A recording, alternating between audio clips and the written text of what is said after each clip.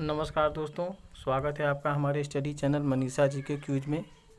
दोस्तों, हम फिर हाजिर हैं आपके बीच पर्यावरण से संबंधित अति महत्वपूर्ण प्रश्नों को लेकर, जो लगातार परीक्षाओं में पूछे जाते रहते हैं। तो ये प्रश्न काफ़ी इम्पोर्टेंट होने वाले हैं आपके एग्ज़ाम्स के लिए। तो दोस्तों, ये प्रश्न अति महत्वपूर्ण है और इन्हें बिल्कुल आपको याद कर लेना है, इन्हें रट लेना है, क्योंकि ये हमेशा पूछे जाते रहते हैं सभी एक दिवसीय परीक्षाओं में।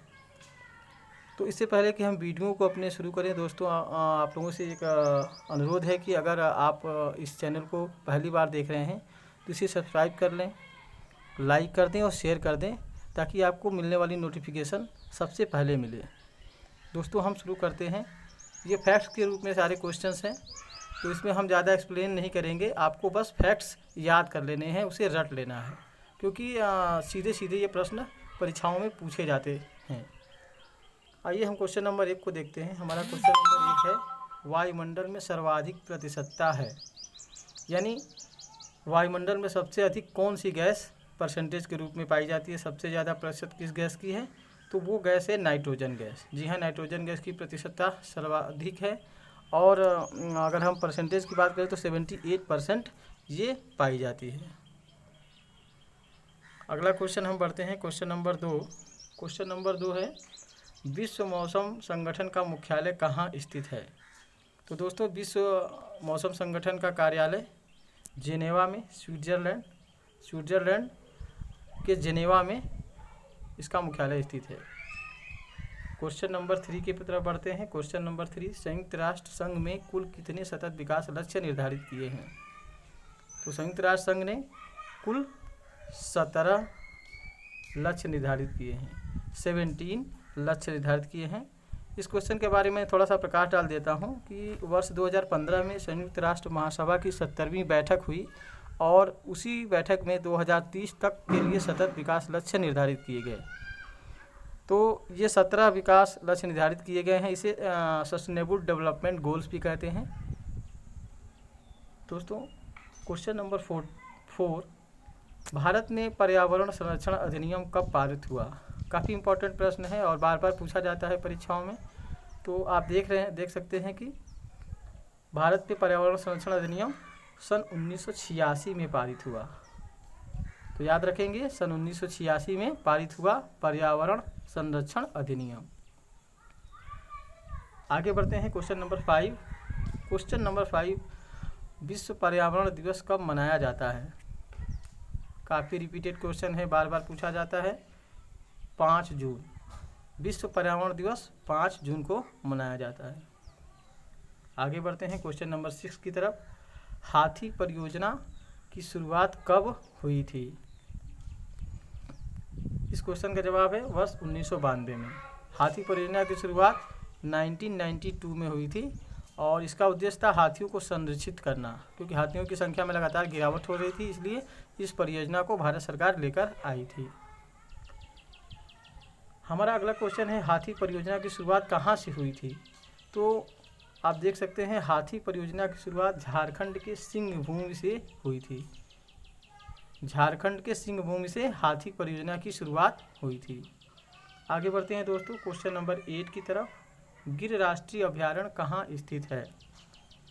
जी हाँ, गिर राष्ट्रीय उद्यान के बारे में आपको जानना चाहिए कि गिर राष्ट्रीय उद्यान गुजरात में स्थित है, और यह उद्यान एशियाई शेरों के लिए विख्यात है, एशियाटिक लायंस के लिए विख्यात है। ये गुजरात में अवस्थित है। आगे बढ़ते हैं क्वेश्चन नंबर 9 की तरफ। भारत का राष्ट्रीय जलीय जीव क्या है। तो भारत का राष्ट्रीय जलीय जीव डॉल्फिन है। याद रखेंगे, भारत का राष्ट्रीय जलीय जीव डॉल्फिन। आगे बढ़ते हैं क्वेश्चन नंबर 10। पानी को शुद्ध करने के लिए किस गैस का प्रयोग किया जाता है। तो दोस्तों, पानी को शुद्ध करने के लिए क्लोरीन गैस का उपयोग किया जाता है। आगे क्वेश्चन नंबर 11, ओजोन परत अवस्थित है। ओजोन परत की लोकेशन के बारे में पूछ रहा है। तो आप सभी जानते हैं कि ओजोन परत समताप मंडल में स्थित है।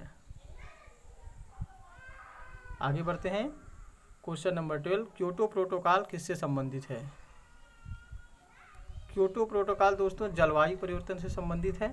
इसके बारे में हम थोड़ा आपको बताएं कि क्योटो प्रोटोकॉल एक अंतर्राष्ट्रीय संधि है जिसे ग्लोबल वार्मिंग द्वारा हो रहे जलवायु परिवर्तन को रोकने के लिए बनाया गया है। इस संधि में शामिल देशों को ग्रीन हाउस गैसों को उत्सर्जन एक लिमिट में करना होता है, तो उसके लिए प्रतिबंध उस पर लगाए गए हैं।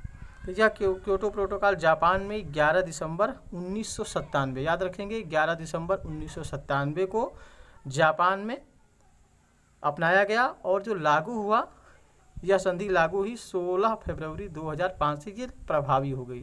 तो 16 फरवरी 2005 से ये प्रभावी है या लागू है। आगे बढ़ते हैं क्वेश्चन नंबर 13 की तरफ। हमारा क्वेश्चन नंबर 13, ओजोन परत छिद्र के लिए कौन उत्तरदायी है? इस प्रश्न का जवाब है क्लोरोफ्लोरोकार्बन। काफ़ी रिपीटेड क्वेश्चन है, काफ़ी इंपॉर्टेंट प्रश्न है और हर परीक्षाओं में आपको देखने को मिल जाएगा, ये आते ही आते हैं। तो इन प्रश्नों को बिल्कुल आप याद कर लेंगे फैक्ट के रूप में। आगे बढ़ते हैं क्वेश्चन नंबर 14, संयुक्त राष्ट्र संघ द्वारा जैव विविधता दिवस कब मनाया जाता है? 22 मई को। जी हाँ, 22 मई को संयुक्त राष्ट्र संघ द्वारा जैव विविधता दिवस मनाया जाता है। आगे बढ़ते हैं क्वेश्चन नंबर 15, नमामि गंगे अभियान किस वर्ष शुरू किया गया था? तो दोस्तों नमामि गंगे अभियान सन 2014 में शुरू किया गया था। इसे याद रखेंगे, 2014 में नमामि गंगे अभियान की शुरुआत हुई थी। आगे चलते हैं क्वेश्चन नंबर 16 की तरफ। क्वेश्चन नंबर 16, रेगिस्तान में पैदा होने वाले पौधे क्या कहलाते हैं?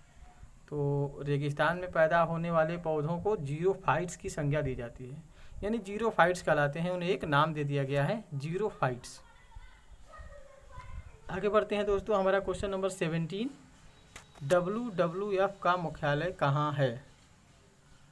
दोस्तों जैसा कि आप देख पा रहे हैं, WWF का कार्यालय स्विट्जरलैंड में है। ये WWF क्या है? तो वर्ल्ड वाइड फंड, यानी ये वर्ल्ड लाइफ फंड है, यानी कि जो जीवों को बचाने के लिए यह संस्था है, ये फंड एकत्रित करती है उनके संरक्षण के लिए। आगे बढ़ते हैं क्वेश्चन नंबर 18, ऑर्गेनिक खेती करने वाला प्रथम राज्य कौन सा है? भारत का कौन सा राज्य है जो ऑर्गेनिक खेती सबसे पहले शुरू किया? तो यह राज्य आपके समझ देख रहे हैं, सिक्किम। तो सिक्किम राज्य ऑर्गेनिक खेती करने वाला भारत का प्रथम राज्य बना था। इसलिए काफ़ी इम्पोर्टेंट प्रश्न हो जाता है, ये सारे प्रश्न बार बार पूछे जाते हैं।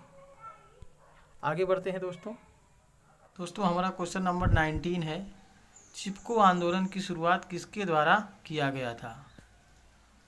दोस्तों चिपको आंदोलन की शुरुआत सुंदरलाल बहुगुणा, जी हाँ, सुंदरलाल बहुगुणा द्वारा चिपको आंदोलन की शुरुआत की गई थी।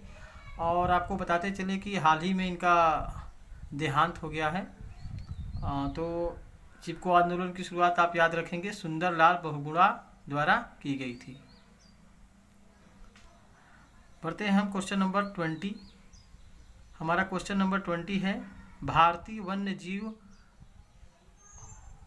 वन अनुसंधान संस्थान कहाँ है? आपको बताना है भारतीय वन अनुसंधान संस्थान कहाँ है। आप देख सकते हैं इसका उत्तर देहरादून। तो भारतीय वन अनुसंधान संस्थान देहरादून में अवस्थित है। तो दोस्तों आज के लिए इतना ही। हम अगली श्रृंखला में फिर से अति महत्वपूर्ण पर्यावरण के प्रश्नों को लेकर आपके समक्ष उपस्थित होंगे। तो वीडियो देखने के लिए दोस्तों धन्यवाद। जय हिंद।